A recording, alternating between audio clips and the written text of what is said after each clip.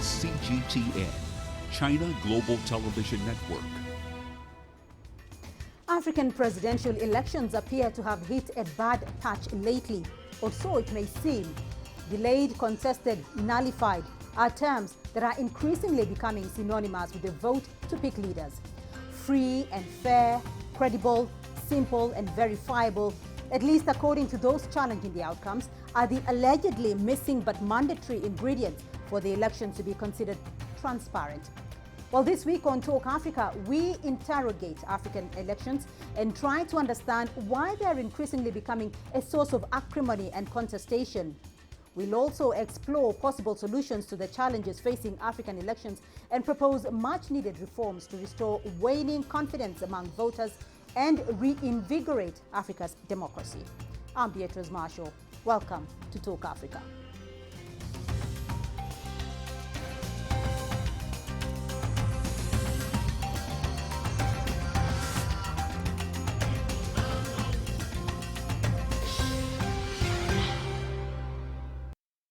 Angola's Electoral Commission declared the ruling MPLA the winner of the national election and the presidency.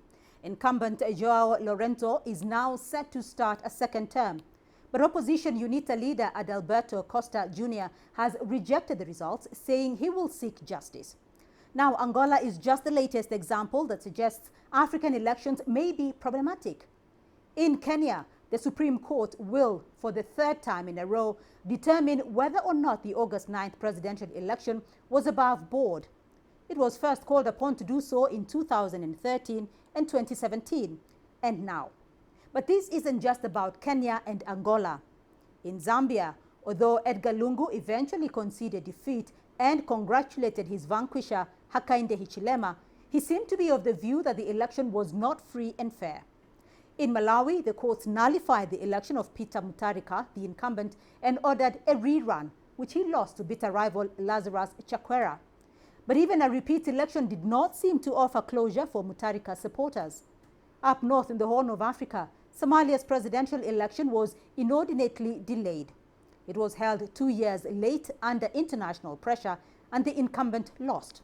And not to mention the frequent military takeovers in some West African countries. So just what's the problem with African presidential elections? Let's find out from our panel of experts.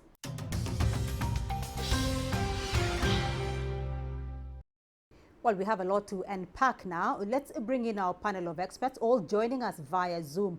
Joining us from Johannesburg, Professor Gilbert Kadiagala, Professor of International Relations at the Wits University. In Luanda, Claudio Silva, political analyst, and in London, Joseph Ochieno, African Affairs commentator. Gentlemen, a very warm welcome to you all on the program. Claudio, if I may start off with you, give us a brief assessment of the presidential election in Angola, in which the incumbent president was declared a winner. So the Angolan elections are a little bit peculiar. We call them presidential elections, but in reality, they're actually legislative elections. So on this past 24th of August, we all went to the polls to elect our future presidents. In the single ballot, you elect the president as well as the 220 members of parliament that will represent the people for the next 5 years. So with a single mark on a single ballot, you elect the president, who's number one on the list of delegates, as well as 220 MPs. So this is, as you can tell, a very undemocratic way of electing your representatives, and that's the new format of Angolan elections that's been enshrined in our constitution since 2010. So when you talk about an undemocratic way of electing the legislators, what is it that the opposition or the losing party felt was contentious? Well, the losing party has been battling the MPLA, since before independence until today. Before independence until 2022, that battle was called the Civil War, and since 2002, it's a political battle. The MPLA is used to being a de facto one-party state, and it was so until multi-party elections were implemented in 1992. Right. And it's important to say that because as the liberation movement turned one-party state, turned a democratic party on paper, it hasn't yet embraced democratic ideals within its own structure. So when you MPLA leaders are elected by hand, there's a vote in which there's not a secret ballot, but rather raising your hand, and there's only one candidate that stands in the intra MPLA election. So it has all the hallmarks of a one-party state that was not able to transition into a viable democracy. And really, MPLA stacks the courts in its favor. The judges in the highest courts of the land are appointed by the president, and the National Electoral Commission is like a mini parliament in which the MPLA is overly represented. It indicates most of the members of the National Electoral Commission. Nonetheless, the opposition parties still decided to contest the elections in this format. They really have no other choice. And these have been the most competitive elections in our history. I mean, these have been the worst results that the MPLA has had since elections began here in 1992 and in peacetime in 2002. So they got the 51% majority, coming down from 61% in 2017. And of course, the opposition parties are contesting the results. Joseph, if I may get your point here, as Claudio mentions, though, that the Angolan election saw a very low turnout, and we are seeing this as well in the Kenyan election. What do you think is happening when it comes to African elections here? I think part of the problem that Africa faced is that beginning with the early part of the 90s, when most of the African countries went from militarism to democracy, as it were, Angola, Kenya, Zambia, and many of these other African countries moved towards pluralism. Somewhere, somehow, most of the then leading opposition parties opted to listen sort of to a kind of mini panacea as presented to them by the West. So somehow, Africa quite clearly went in the style that, do we buy a French system, a British system, or American system? In many cases, they decided to go for both. And I think that really is the symptom of the problem. The problem is that while the particularly liberation movements in Southern and parts of Eastern Africa are still struggling with the democratization process internally in themselves and also across the country, most of the opposition political parties also are opposing, but really opposing from opposition's sake. What really is needed in Africa generally is this, that political parties need to emerge out of values and convictions. The Angolan question is an example. MPLA, yes, is a liberation movement, and MPLA, yes, has been, by and large, solidly monolithic in Angola. Right. But on the other hand, if you critique UNITA for its own basis, if you see some of his own links with the apartheid movements, the campaigns for liberation struggle in South Africa, Mozambique, Angola, and in Namibia, if you put this on table and you say, let's have this conversation on issues basis only, you'll realize that UNITA actually would have to struggle to justify its presence on the national table. But to their credit, they did very well. Now, in terms of turnout, that is part of the problem, where the majority democratic country in Africa, which is South Africa, up to now, most of the underlying issues in terms of poverty, education, basic services are really not reaching out to the people. Hence, really, I think, particularly from the youth, beginning to say that what is it really in for us? Is it any different from the old military regimes? So let me bring in Professor Kadiagala here. I mean, we've heard about, parties not struggling with what we call democratic ideals, and this is part of the problem. Professor Kadiagala, what's your view here? What exactly would you pinpoint as one of the biggest fundamental challenges when it comes to African elections? You see, the bigger problem is that we have democratized over the last 25 to 30 years, but without creating the mechanisms for participation. And I think my two colleagues have already hinted that when you don't have democratic political parties, and then there is really no voter buy-in in these very instruments of participation. So what we have in Africa is that we have no real parties. What we have are political machines that simply want to win elections.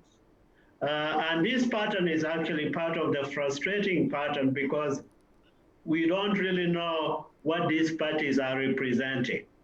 And that is why I think we find that there is loss of faith in the very electoral processes that are taking place. So we keep reproducing the same problem every other year. Where are the parties? The parties actually are not there. Right. The individuals who come up before elections and they create their own machines, and they are ready to be bought out by the bigger men and the bigger, mostly men. And this is actually a cycle that continues. And to the extent that we haven't really created these instruments of participation, we keep going back to the same mistakes of the past. And I think the other component I wanted to mention is the issue around ethnic-based political parties. And we see this in places like Kenya, even though there are coalitions, but the coalitions are still very much ethnic coalitions. So once you have ethnic coalitions, you have big men leading these coalitions, and they're actually not creating the kind of political parties that we are talking about here. So voters lose faith in the electoral processes because they don't really see any change. But one of the fundamental questions here, Joseph, is like, when we talk about, the mechanisms of participation, and we always have, external parties monitoring African elections, external bodies. When electoral observers monitor an election and give it a clean bill of health, what exactly are they observing and what exactly are they giving as a clean bill of health? I think that's very interesting, Beatrice, and I'll take you back to my native Uganda very briefly. After Idi Amin in 1980, we were actually the first country in 1980 to invite Commonwealth observers at the time to observe our elections in Uganda. But those were parliamentary elections. Our founding president, Milton Obote, was a convictionist Westminster personality, although he was a big guy in Ugandan politics, and professors actually write about the personality, one individual monolithic kind of leadership. Part of the problem, Beatrice, is this, that Africa is still struggling with the big man syndrome. Right. Yes, the identity question. And yes, three, we actually still have very few Africans who are actually willing to concede, to accept defeat. It's actually a shame that we're putting on the global map. And my hope is this, that the more we have political parties like the African National Congress, based on issues and the Democratic Center-left political party, contested and roughly given issues-based challenges by the, if you like, the Malema's party, as it were. On the other hand, a political party of the right, in this case, perhaps UNITA, putting it on the table, arguing on perhaps land reforms, perhaps talking about taxation, but perhaps talking about how they would actually mobilize resources from the oil benefit to put into the poor, to contest on issues across Africa. We are still going to have many of these things. Let me bring in Claudia here. How is Angola proposing to deal with its situation as a young democracy? Not only is Angola a young democracy, but the vast majority of its population is young. About 73% of Angolans are under 30 years of age. They have no memory of the liberation movements. They have no memory of the Civil War. They grew up in a time of rampant corruption, and that's all they've seen. 64% of the people who voted were under 25 years old. They do not care if MPLA is left, or they do not care that the apartheid movement or the apartheid regime in South Africa was one of the leading supporters of UNITA. They have moved on because these issues are not part of their daily struggle. Right now, voters care about very basic human needs, such as employment, which as we speak right now is about 40% of the Angolan youth is unemployed. They care about affordable housing. They care about access to drinking water. They want to grow up in an environment where there are equal opportunities that do not depend on who your stepdad or your father or your uncle is within the party apparatus. And it's really important to note that the MPLA lost heavily in the capital city, Luanda. We're talking about a 62% of the vote went to UNITA in Luanda, and 33% went to MPLA. And I emphasize this because Luanda has been MPLA's traditional homeland. When they won these elections on the 24th and they were declared definitive winners, there were no widespread celebrations in the streets. There was no celebrations in the capital or in the other cities. It is looking like, across Africa generally, as a result of a young population, that the needs of the African populace are starting to take precedent from, the ethnic-based situations. Professor Kadiagala, do you think, though, that elections in Africa at this stage now, 30 years later, needs a rethink? I don't really think that elections need a rethink. I think what we need to rethink is the constitutional mechanisms, the electoral structures that in fact govern these elections. I think we have learned over the last few years that we can do elections better. We can have electoral management bodies that are competent, that are transparent, and that actually can do the job. I think we still need to invest in these bodies because we haven't done sufficiently in investing in impartial bodies that can organize our elections. So the problem in Africa is that we are heavily divided society. So if we don't have the institutions that in fact that can guarantee that there has been a fair election, we are going to always run into these kinds of contestations. So I think the lack of faith in the institutional frameworks, particularly the frameworks that run elections, is the bigger problem that we need to resolve. And I don't think donors are going to help us through their observations. Because as you said, Beatrice, the donors are simply coming in and rubber stamping the processes that have already occurred. Even where we saw in places like Malawi a few years ago, that the elections were actually not well run or they are not free and fair. And observers come in and pronounce themselves because they want to go back home. And they don't have much time to spend in these countries. So we need to build our own resources for running our own elections. And we have to do more around the electoral bodies, I think. All right. We're going to take a short break. And when we come back, we will look into the challenges of the African electoral process and solutions to reform African elections. To stay with us.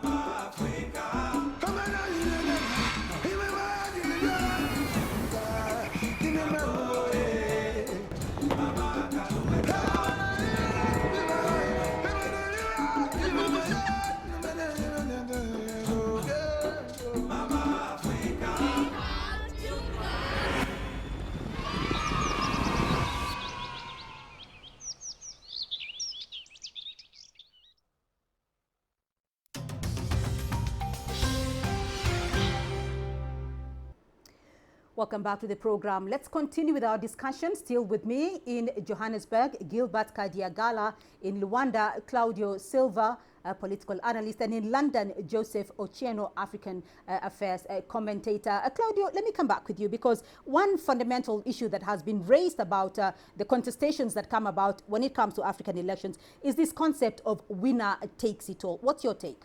Before looking into the elections, it's really important to assess what is the civic participation and the democratic participation of the electorate. Are we just calling on people to participate in the political process every 5 years when it's time for them to vote? Or are we including them in the decision making and making them feel like part of something bigger than themselves, making them feel like an actual, like the population that benefits from governance and also puts governors in power, right? Power ultimately rests with the electorate itself. So one thing that's been very interesting to see unfold in the Angolan elections is that it's the population itself that is challenging the powers that be to correctly count votes and to correctly verify the voting process. Let me bring in Professor Kadiagala here. A very interesting issue has been raised of civic participation, particularly in this era of many young democracies and many young populations.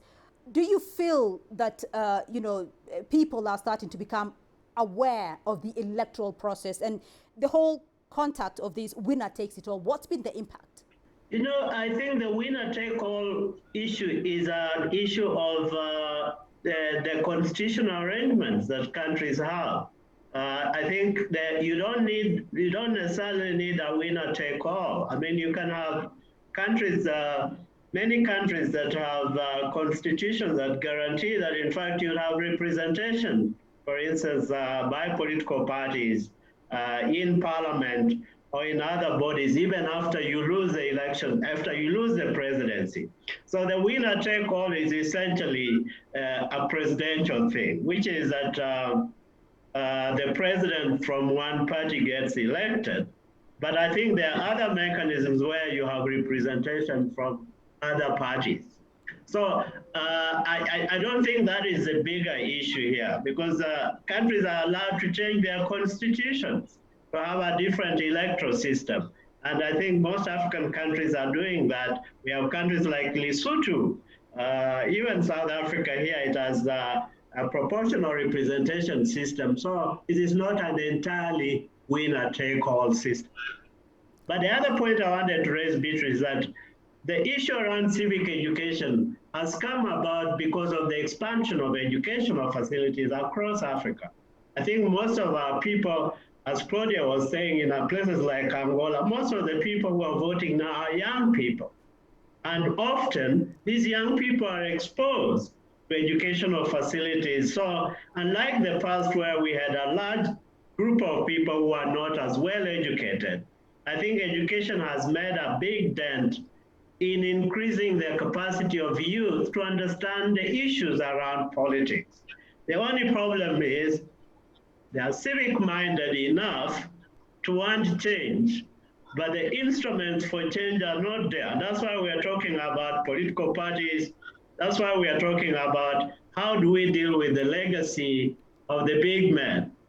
Because even though youth are much more open, they are much more educated now, but they still want to work within institutions that actually are going to make a difference. But these elections don't translate into what you call economic dividends. And that is a frustration. Joseph, one of the issues that has been used a lot across the continent is technology, which has been incorporated in the management and the funding of African and the running of African elections. What is the positive and the negative side of this? Is this going to give us a lot more trust in our electoral processes?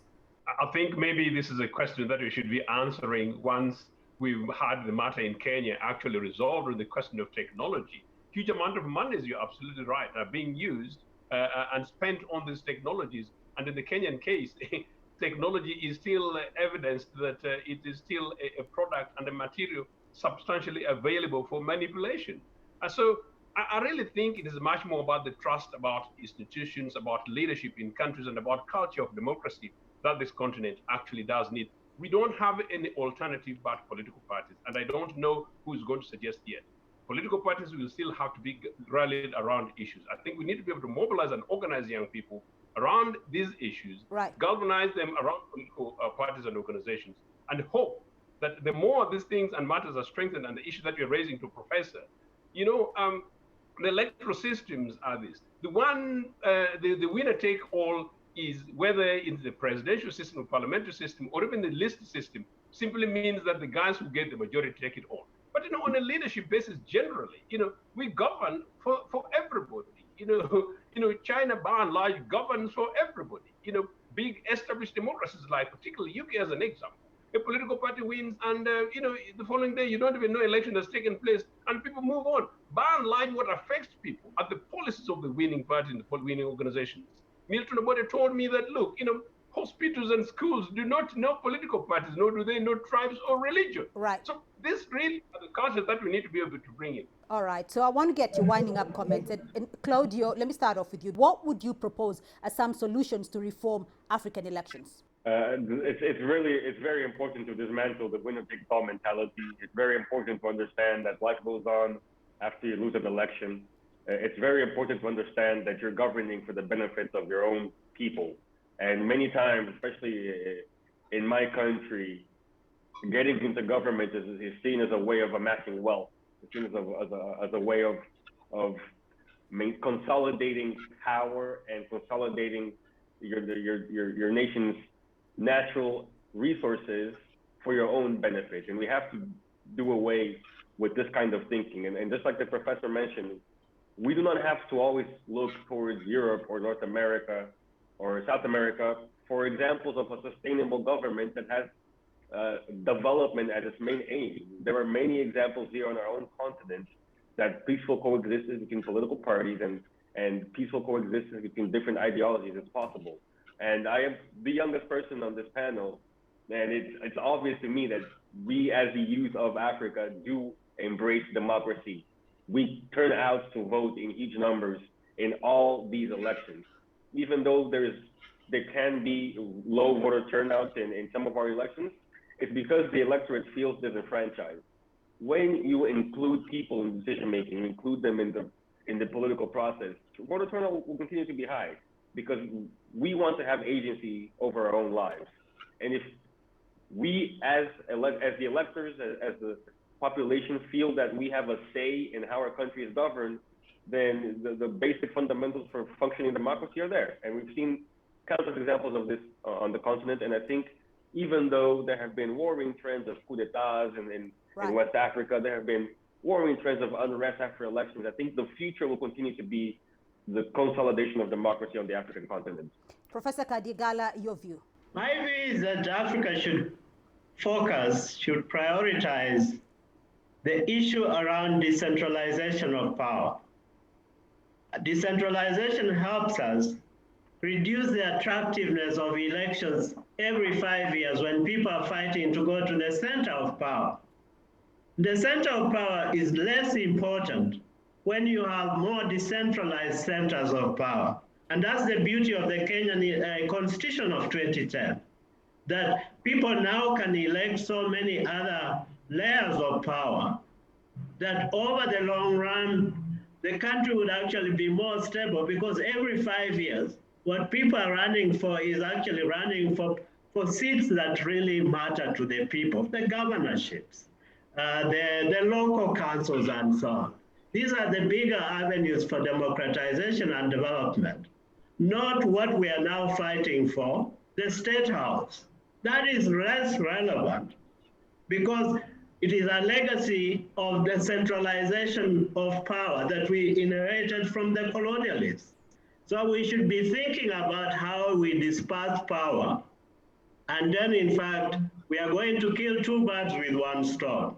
Every 5 years, we are not going to fight for the presidency. But also every 5 years, the people are going to elect the people who matter most in their lives, the governors, the local councils, and so on.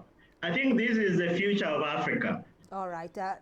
Joseph, you have the final word very briefly. I think we need to criminalize electoral malpractices. We need to be tough on corruption, because corruption is actually cause of one of the reasons for which there is sufficient service delivery on the continent. And as a result, patronage by guys in power means that people these days now go to politics to make money rather than to provide services. But I think we need to keep pushing for responsible leadership, where in Africa, regardless of whether or not the president that are elected directly or through a parliamentary system, they serve for the country. We need to begin to African national interest, which African national interest is one in Malawi, Uganda, Kenya, whichever country we are referring to.